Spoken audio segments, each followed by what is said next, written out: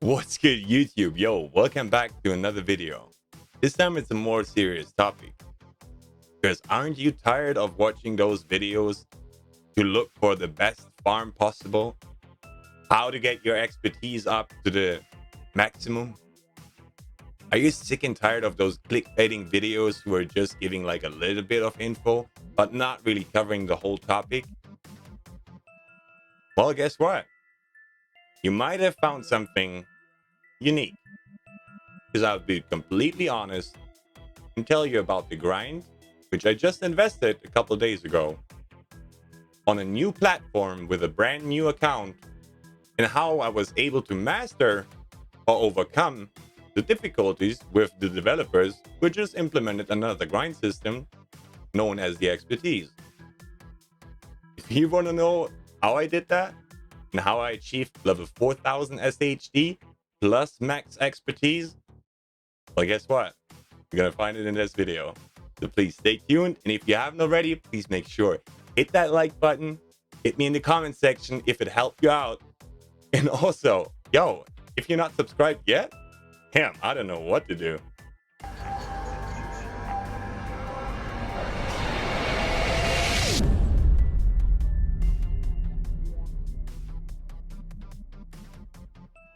Welcome back.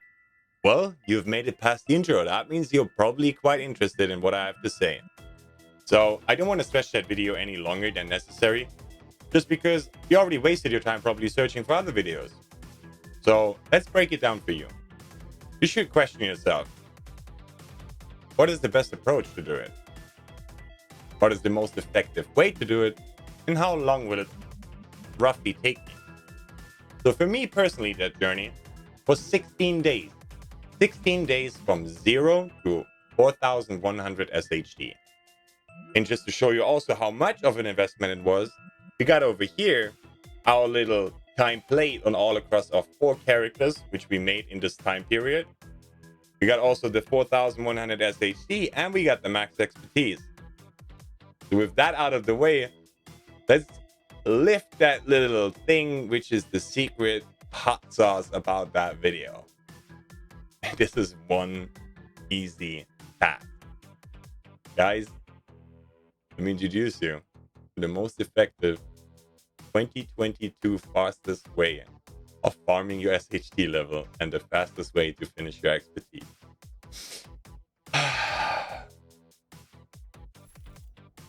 Here it is. The summit. Yeah. Most people already know about it, and the most effective way to approach anything right now is floor 10 summit. So the way you do it, you go over here, you change, first of all, you reset your checkpoint.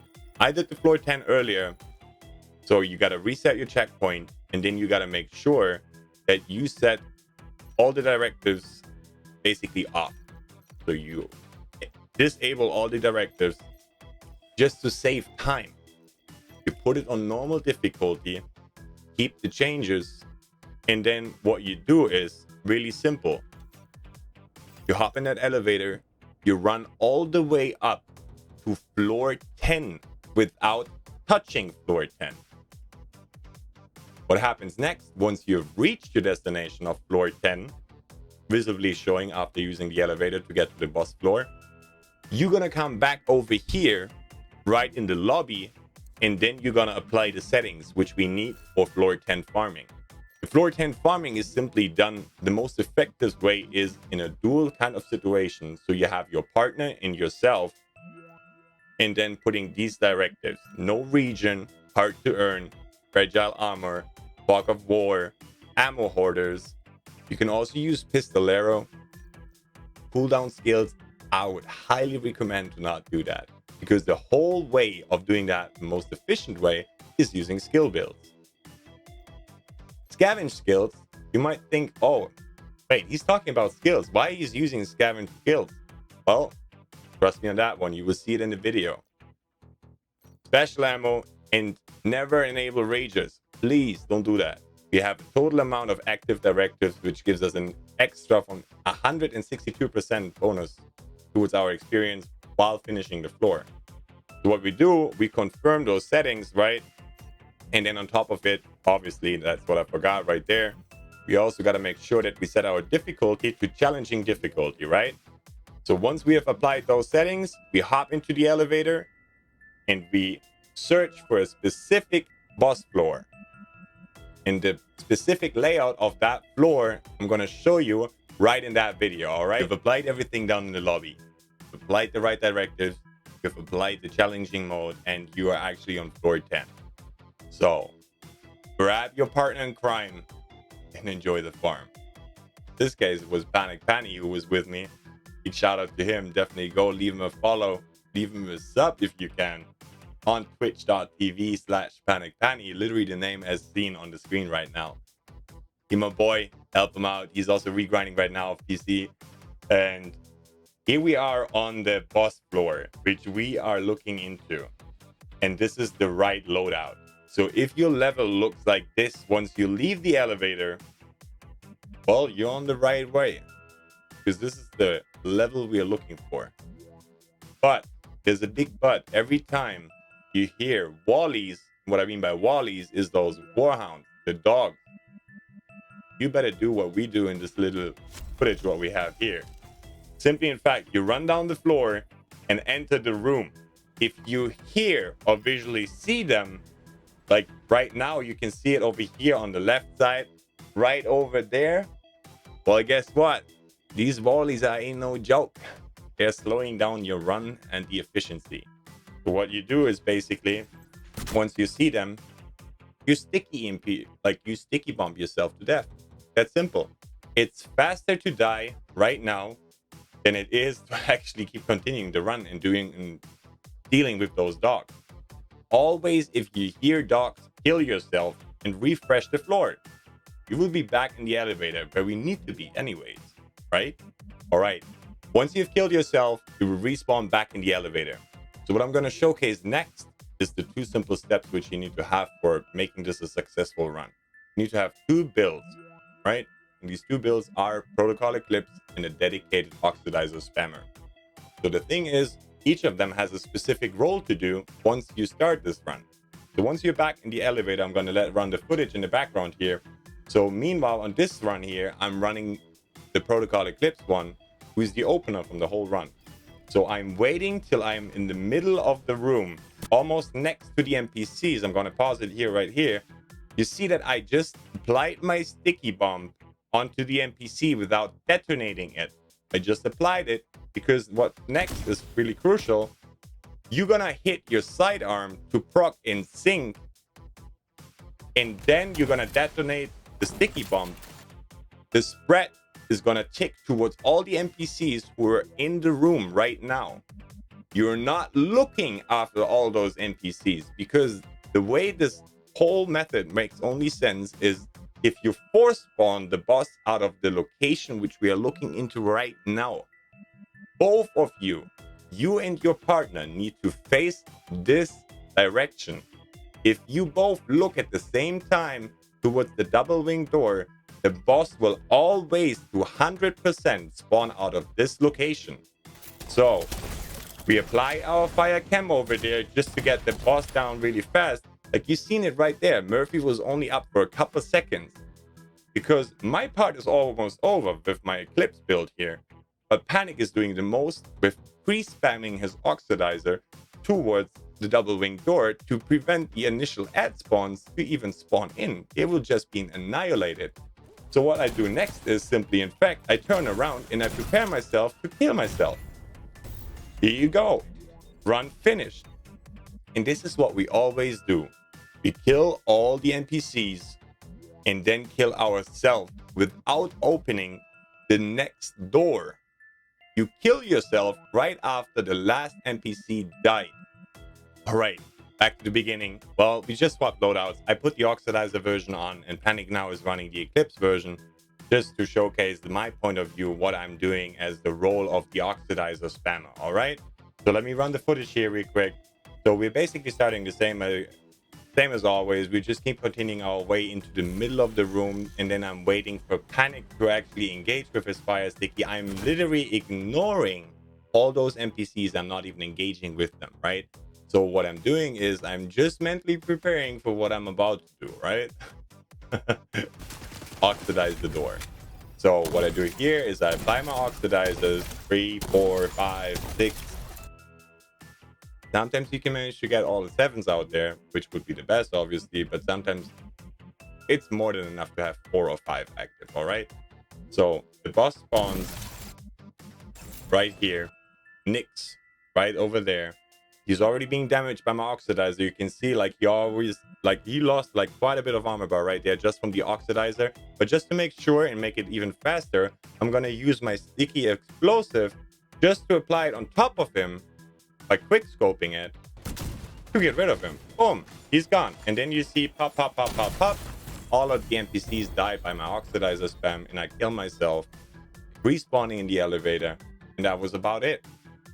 That simple. All right, back down into the lobby. You've seen the footage, how to execute the run perfectly on both point of views with the oxidizer and on top of it with the Eclipse protocol set.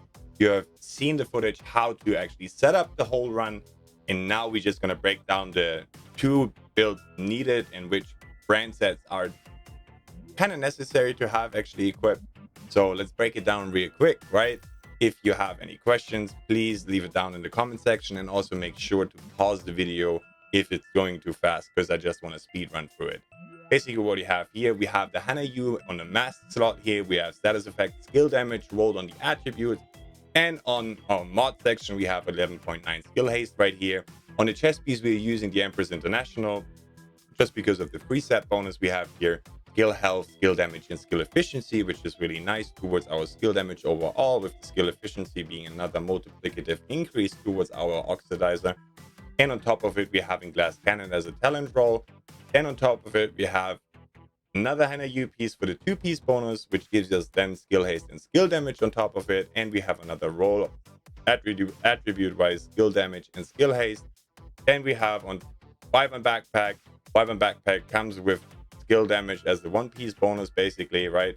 We have skill damage rolled onto it, and on top of it, another mod with 11.9 skill haste.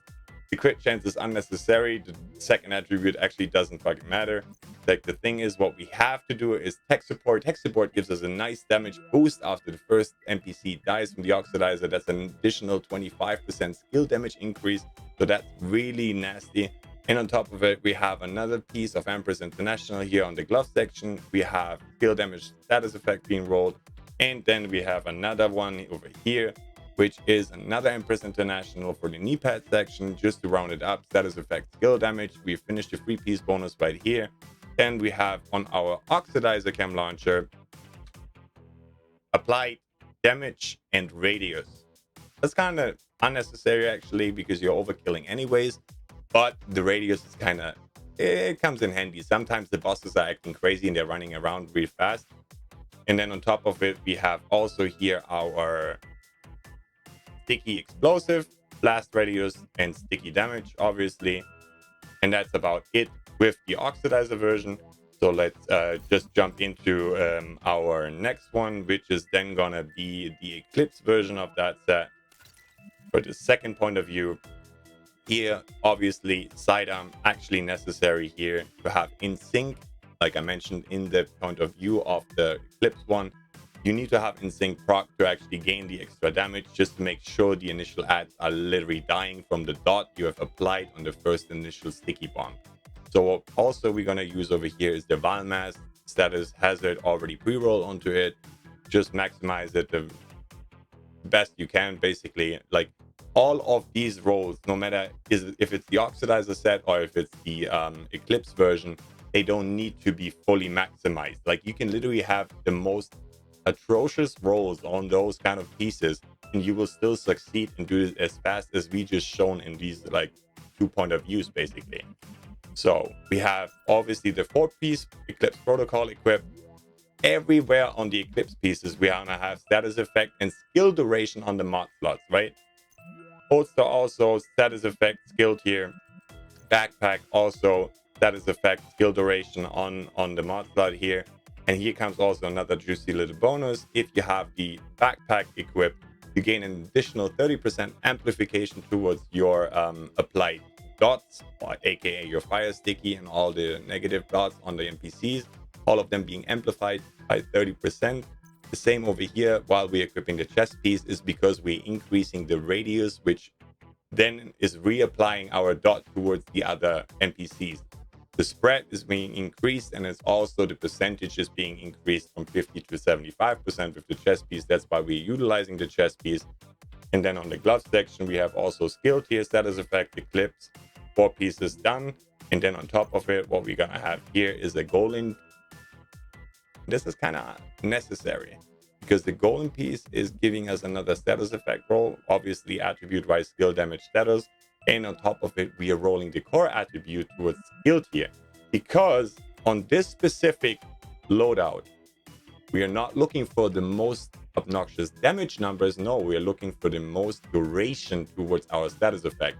That's why we have also applied our firewall, because the firewall passive talent gives us an additional 20% on duration on fire attacks. Basically, all our dot damage is being increased by 20% duration, which then comes in handy, obviously, because, well, we have the protocol equip spreading it, we have an increased duration, and so we are making sure that with our sticky bomb fire, right? Also, blast radius damage on that, don't forget that, right? Blast radius is kind of necessary. Sometimes they're bunched up at the beginning, helps you out a lot. So what we do here is really simple. We increase the duration to the very maximum to make sure we don't need to look around in the room searching for NPCs who are available with like a tiny slither of health left. We don't need that.